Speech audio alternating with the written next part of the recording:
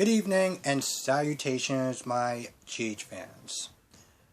So, here's the thing about this episode. I feel like it's more of a Valentine's Day special than an actual episode.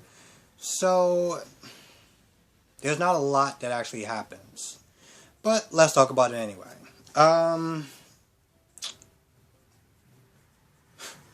let's start with the mess, I like to call, and that is the Michael, Chase, Willow, and Sasha story, because, why not? So, Chase goes to pick up, Willow for Valentine's Day. He has to go to the quartermains to do that, and he sees Michael. They're in the room, and at this point, Chase can't even sit there and, compliment Willow on how beautiful she looks. And she does look pretty damn good. They have a bunch of small talk, and they're about to leave, and then they see Sasha. Things get even more awkward. So, followed by more small talk, and then Willow and Chase got the hell out of there. Both couples talked about how awkward it was. Now, here's the thing about this date between Chase and Willow. And this is the reason why Willow needs to figure out what she wants. Because during this date, a lot of it, she was sitting there talking about Michael.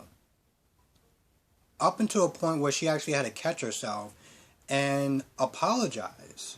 Listen, I'm sorry for talking about Michael so much, it's about us, we're having a good time. And Chase is just like, nah, it's cool, I get it, you're co-parenting, you're living together, he's part of your life. I'm just enjoying your company, pretty much. And I'm just like, bro, really? Really? Because I'm pretty sure the majority of the men on this planet would not be okay if they're on a date with someone and she decides to talk about another guy. So, I don't really understand what the hell is going on. I mean, I get it. I know he feels guilty about how, he was responsible for ending their relationship, but, really? You just kind of took all that in stride.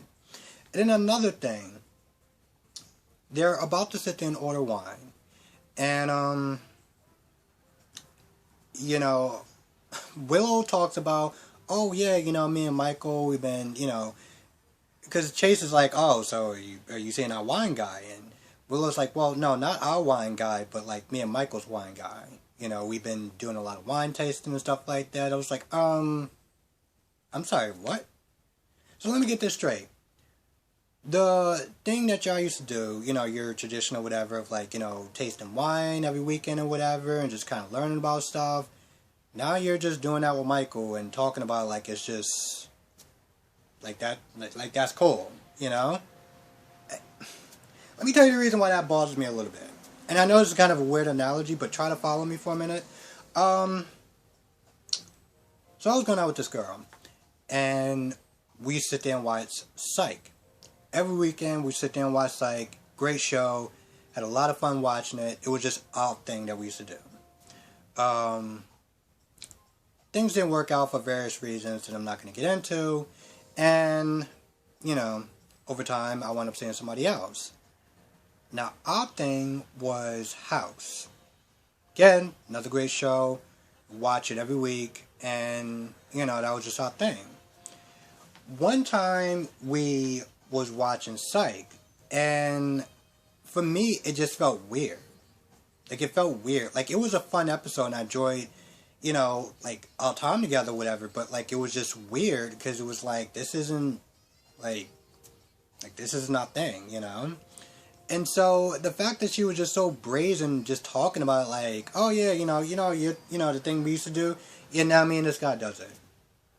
Just really? And I know it's kind of petty, but it just rubbed me the wrong way.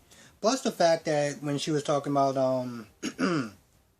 renovations and stuff like that, and how Michael's always so considerate, and stuff that I think she said, and I couldn't tell, but I could have swore she said something about every time I see something in a magazine or whatever, a day or two, it would just be around the doorstep or whatever. And it was so, let me get this straight. You've been talking about this guy all night. You've been talking about, and you just started talking about the little thing that you used to do. Now, her and this other guy's doing it. And on top of that, this guy is practically just buying her gifts every time she just looks at stuff. And you're telling me that he's supposed to just be cool with all of that? Like, really? And granted, he genuinely seems that way. Like, he's talking about his own family and how they're starting to mend fences. And, you know, like, if my family can mend fences, you know, mend fences, then maybe me and you can, you know, regrow our relationship. And she smiles or whatever. And I'm just like, Willow, you really need to know, you really need to sit there and decide on what you want. And I know that's easier said than done because we're talking about a soap opera, but I feel like at some point, girl, you got to figure out what the hell you want. That's just the bottom line. Now, not a lot of stuff happens with Sasha and Michael. They are about to sit there and go to the Metro Court. They were both going to go to the same restaurant, but then Michael was like, nah, it's cool. Y'all do that. My mom practically owns the hotel, so I'm good. So they're about to sit there and go to the hotel.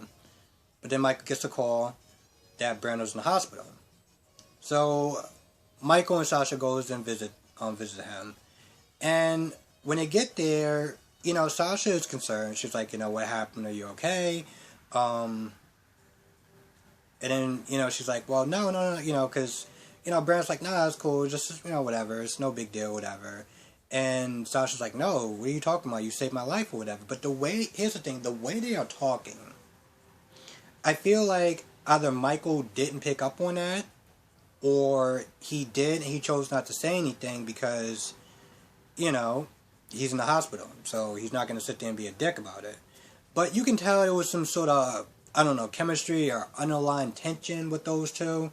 And I'm just like, I'm pretty sure Michael is not dense, so maybe at some point he may actually have that conversation. Of course, I don't really know if he should actually have that I mean, I don't know if he has necessarily the right to have that conversation because I feel like he's still torn between Willow, like, does he actually want to be with Willow or not? This whole damn thing is a mess.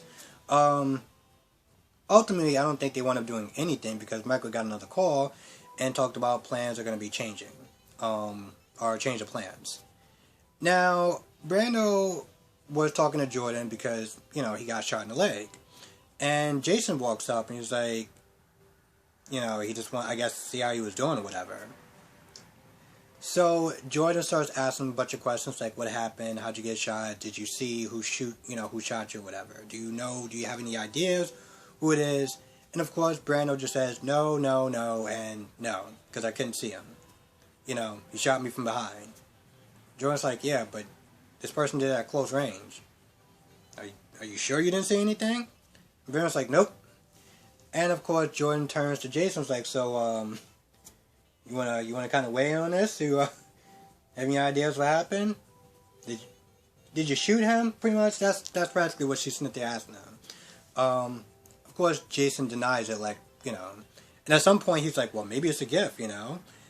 At this point, Jordan's like, listen, I don't know what y'all doing, but I'm gonna get to the bottom of it. She leaves, and Jason and Brando starts talking. Now, Brando's like, well, why'd you shoot me in the leg for? And, you know, Jason's like, listen, I did it to, you know, get you out of commission. This way, you don't actually have to, you know, because he's been getting pressure from Cyrus. He's been getting pressure from Cyrus as far as, you know, find my mother or, quote-unquote, you're terminated. So, this way, it buys us some time.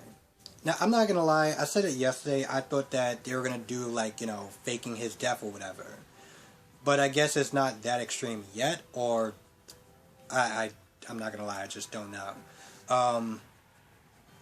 But he felt like that was the best way to kind of, like, you know, bench him for a little bit. What else?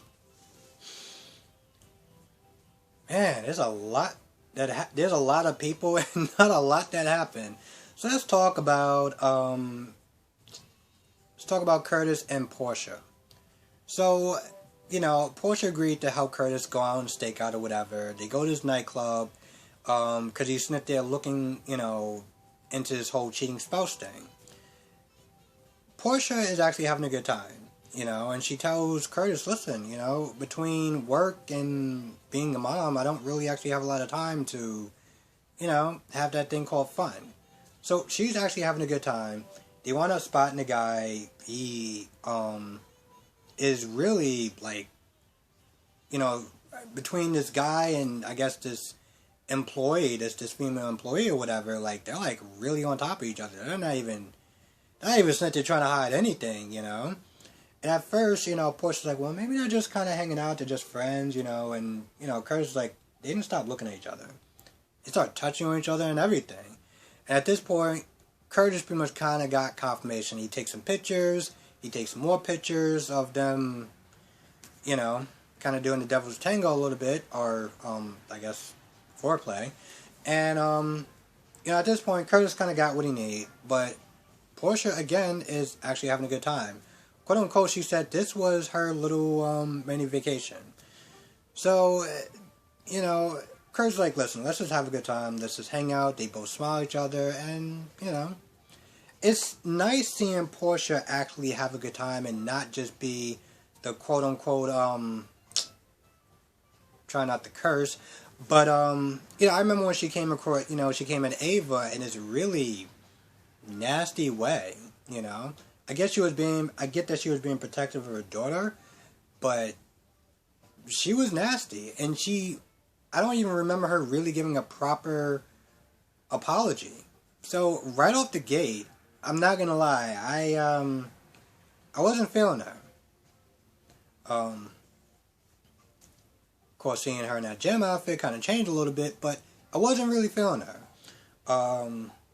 But you know, obviously they're going to be pushing Curtis and Portia together, and you can already see it. So this is going to happen, and yeah, kind of sucks for Jordan. Man, that's going to be really ugly.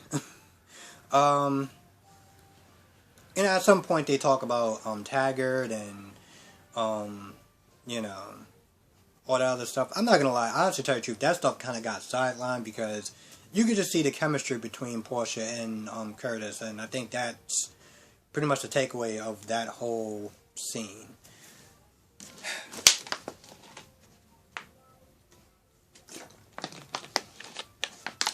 Now, let's talk about Molly and Christina. Listen, I think it's cool that Christina's being a supportive character. Hopefully they get her into more stories. But I guess it's kind of cool her just being a supportive character. Now, Molly and Christina are, I guess, well, Molly is planning on doing this non-marriage thing or whatever. And listen, I remember years ago when Spinelli and Maxie did their quote-unquote non-wedding. And I thought that was actually cute. I actually liked that. Molly doing this whole partnership crap, or I don't know what the hell it's called.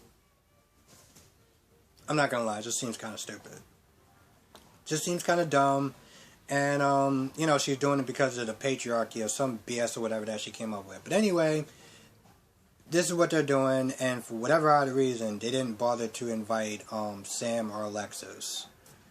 Because, quote unquote, I think she said she wanted to do it more intimate or whatever. I'm not really too sure. But anyway, whatever they're about to do is not going to happen because the woman that's supposed to be doing a whole ceremony or whatever BS thing that they got going on, well, they're about to close, and she want to go home. Okay, she wants to go home, probably be with her boo, or, you know, whatever, but she wants to go home. And at this point, TJ's running late because they're supposed to meet up or whatever, and it's a surprise. At some point, I'm sitting there trying to think about the best way to sit there telling the story, because it's kind of hard to sit there and tell it, but at some point, Christina's like, you know, can you just give him a little more time? The lady tacks on an extra 20 minutes. This guy is still not there. So, Molly's like, listen, you know, maybe my boyfriend's outside or whatever, so she goes to try to stall a little bit longer. Christina, being the good sister that she is, decides to try to bribe this woman to just stay a little bit longer. I'm not gonna lie. Listen, I give Christina a hell of a lot of points for stepping up, trying to salvage whatever this whole non-marriage thing is gonna be. But with that being said, the look on this woman's face looked like she was insulted. So, whatever she was gonna do, I feel like it might backfire. Now, TJ is trying to,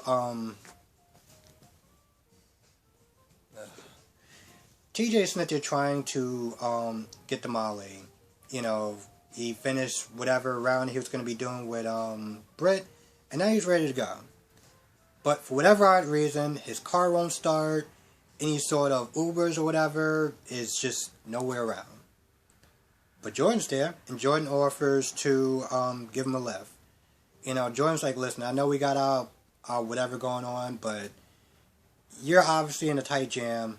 I can help you out. I even turn on the sirens for you. So, you know, with that being said, TJ smiles, and, you know, they walk out. Hopefully, you know, it looks like with that little bit of a gesture, their relationship is going to get somewhat repaired. And I'm not going to lie. I know some people are sitting there saying that, you know, Jordan was kind of the reason why Molly cheated or whatever. But here's the thing about that. You know, even if Jordan was like, you know, he doesn't want to see you anymore or whatever, yada, yada, yada. Like, you did it. You know? And at the end of the day, it almost seems like, I don't know how long, here's the thing, I don't know how much time passed between that whole thing. But for whatever reason it was, it just seemed like she just got upset with him. It was like, well, I'm going to sit there and do something. Like, she still chose to do that. Like, she got upset with TJ because TJ didn't want to be with her. And so, the first guy that she saw was just like, alright, cool, let's do it. So, I can't put all of the blame on Jordan for that. I can't do it. Yeah. It is so many characters. What else? Now, let's talk about, I was actually going to sit there and say Don. Let's talk about, Franco and Liz. So, Liz and Franco are walking into this bistro or whatever to celebrate Valentine's Day. They walk across this couple. Really terrible actors. And they kind of make a scene a little bit. You know, they look at Franco and they start talking about him or whatever. And the girl is all like, oh, well, you know, I heard that he can, you know, because of his tumor or whatever, he can switch at any time. And who knows what he'll do. And they're just so loud about it. And I'm not going to lie. I know it sucks with Franco, but I laughed because of how bad the scene was. So anyway, they leave, and Franco and Liz are talking. Franco isn't feeling good. So he goes to the restroom, and at that point, Ava and Nicholas come over to, you know, see how they're doing or whatever, and kind of just offer some more support to Franco and Liz because of the whole Invader thing and everyone knowing about, you know, his medical condition and stuff. Franco gets back.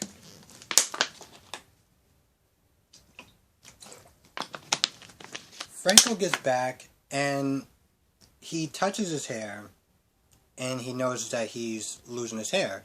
You know, because he was already talking about how he was feeling bad because of the chemo. But I'm not going to lie, when he grabbed his hair and noticed that his hair was falling out, that was kind of a heartbreaking thing. That was, I'm not going to lie, I actually almost started tearing up a little bit. There's very few times in this show that will actually make me do that. It's more of This Is Us that kind of makes me do that on a more frequent basis. But, you know, stuff that kind of hits close to home, I'll sit there and say, definitely gets to me. And that was kind of a heartbreaking scene. At some point, Liz and Franco decide to just leave because Franco is just not feeling well. He can't really eat anything. So they just kind of call it a night. And head home. Now, Cam and Jocelyn and Trina are just kind of hanging out, spending Valentine's Day together, whatever. At one point, when Trina was knocking on the door, um, Cam grabbed his guitar like he was just about to just knock the hell out of somebody because of all the stress that, all the death threats and everything like that that happened. At some point, um, Jocelyn finds the acceptance letter for Cam's college. Kind of weird because Cam wanted to kind of keep that a secret. They're looking for tape, and Cam's like, well, maybe it's in my backpack. Oh, wait, don't go in there. What the So anyway, they see the letter, and they're all happy for Cam and stuff like that, and they're hugging him and everything like that, and Cam is like, I don't know if I want to go. Because of his family, because of Franco, and because, well, everything changes after high school. And he's just not ready for that, but I guess all those talks with Carly and, as far as the different talks that she had, because Jocelyn had a real mature moment, and she was like, listen, it's going to change regardless, but we'll still be together, and we'll Skype and hang out and see each other and stuff like that, and I was like, wow, I guess all those talks with Carly actually kind of paid off a little bit. And I know it wasn't just Carly, Michael and Jackson, everyone else, but anyway, so they're hanging out and they're having a good time, and it's kind of a nice moment. And that didn't really last too long, because when Franco got home with Liz, Franco decided to do something to kind of make light out of the situation. And he shows Cam his hair, talking about he's going to go for the Basil look. And that was a little kind of heartbreaking to see, because the look in Cameron's face just kind of expressed everything, his worries about Franco and his health and everything, and seeing that, it got a hell of a lot more real. So I actually felt really bad for, I felt bad for Cam, and again, I was about to start tearing up. So what else happened? And also to tell you the truth, this kind of lightened the mood a little bit. So Britt spent some time with Brad. They're talking and they're hanging out and stuff like that. And at some point, Brad asked about Lucas. How's he doing? What's going on with him? Have you seen him? Is he working tonight? And Britt's like, I don't know if he's working tonight. I don't know. Yeah, it's so busy. I don't know about that. Brad is like, you make the schedule, so just be real with me. He grabs Britt's hand and noticed that she starts trembling, the tremors or whatever. Britt kind of just chalks it up to the pressure of just, being chief of staff and everything like that. And, when, I forgot his name for a minute. When Brad was like, so does that have anything to do with Cyrus? Britt is like, listen, the less you know, the better. Why don't you just stay here, hang out, and, I'll be back. I'm just going to pass out these treats or whatever, because they were making treats for the kids in the hospital. So, she has this tray or whatever, and I guess one of them falls over when they're outside. And Jason's like, do you need a hand with that? Britt smiled, and I'm not gonna lie, here's the thing, I'm not really the whole, those couples are cute or whatever, or shipping or anything like that. But I would find it pretty interesting to see Jason go out with Britt. Britt even asked Jason, do you want to help, pass out candy, whatever, to the children? And I'm not gonna lie, I was actually kind of hoping that Jason said yes, because it would actually be a really cool scene. I think it would be cool if they actually got together, Here's the thing about these couplings and stuff like that. You always get to see a different side to, you always get to see a different side to someone when they're not, like, doing the normal thing. Like, with Jason and Sam, Jason would sit there and laugh, he would smile, he wasn't just, stone cold 24/7, So it'd be really interesting to see what would Britt bring out of Jason, and vice versa. What else? Now, while Brad is in, I guess, in a room or whatever, he gets bored. And I guess he looks out the window or whatever. Now, earlier, Felix asked Lucas, do you want to go out and get a drink or whatever? And Lucas is like, listen, I'm just not really ready. I don't know about dating and stuff like that. I mean, we tried and everything. I just don't know. Felix is like, bro, it's just a drink, It's Valentine's Day. Let's just do something fun. We won't even talk about Valentine's Day. We'll just hang out and have a good time. So Lucas agrees, and at some point, I guess they might actually be looking at pictures of Wiley. They start looking at pictures or whatever, and they're talking, and Brad gets kind of heartbroken, seeing Lucas with somebody else. Here's the thing. I know there's some people that's very sympathetic towards Brad, and I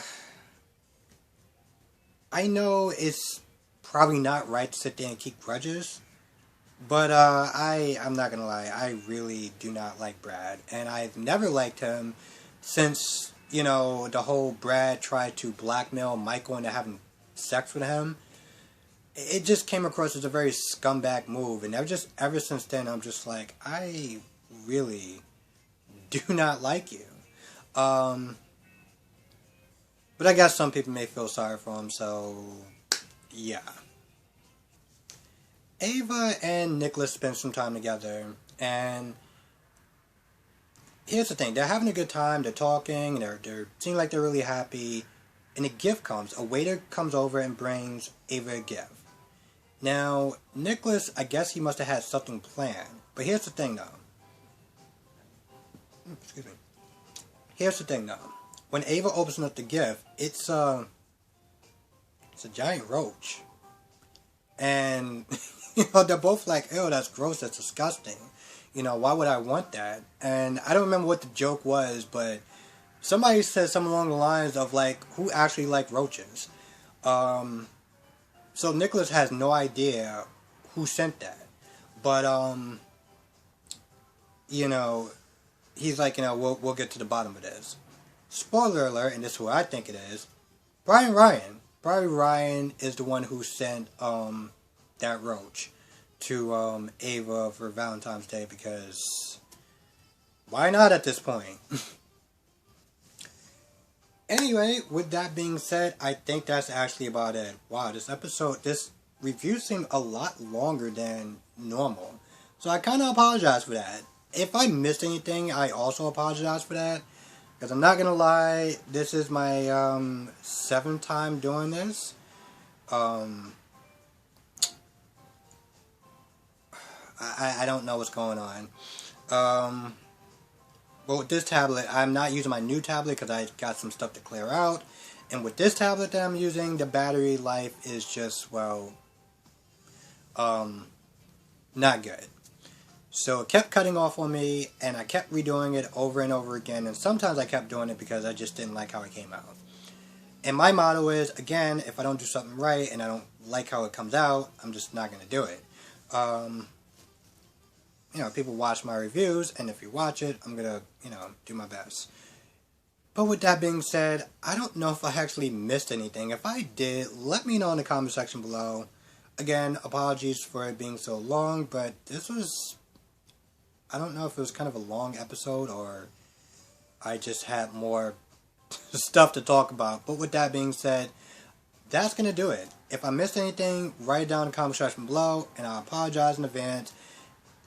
Let me know what you thought of this episode. Did you like it? Did you not like it? And, what you thought of my little side story? Did you actually understand where I was going with the whole, things or whatever? Or was it just what the hell are you talking about? With that being said, I'm going to go. I hope everyone has a great weekend. Let me know what your thoughts are in the comment section below. Be safe. I will catch everyone in the next review.